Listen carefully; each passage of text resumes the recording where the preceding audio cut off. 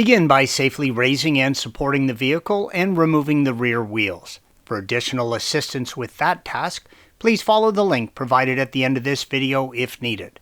Spray the two retaining screws with some penetrating oil. Let the oil do its job and then break loose, but do not remove the screws.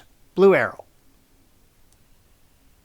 Turn the rotor so that you can access the adjustment mechanism on the parking brake and release the adjuster all the way to retract the braking pads as much as possible. If you need additional assistance with that task, again, please follow the link provided at the end of this video.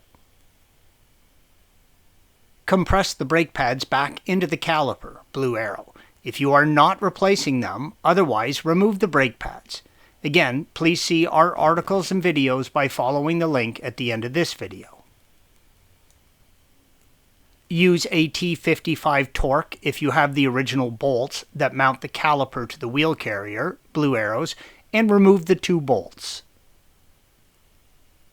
Always replace these bolts, green arrow. Updated bolts will be a 10mm Allen. Remove the caliper from the wheel carrier and hang it up out of the way. Never let the caliper hang from the brake line. Remove the set screws and remove the old rotor. They are very heavy, so once you remove the screws, do not let it fall. You may need to tap the bell of the old rotor with a mallet to free it up. Since you are replacing it, you can also place a large flathead screwdriver in the cooling vanes of the rotor and break it free that way. This image shows the parking brake adjuster that you will be retracting earlier, red arrow. If you have brand new parking brake pads, green arrows, they can get a little hung up on the inside of the rotor. Before installing the new rotors, clean the mounting surfaces to give you a clean, even, rust-free mount.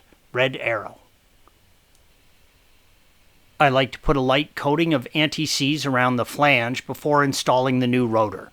Installation is the reverse of removal. The two locating screws do not do anything but hold the rotor in place. The wheel lugs and bolts do the real holding power. Torque the caliper bolts to 85 Newton meters or 63 foot-pounds. The rotors, especially if you have new pads, will need to be seated or bed in. You will have diminished braking until these are broken in.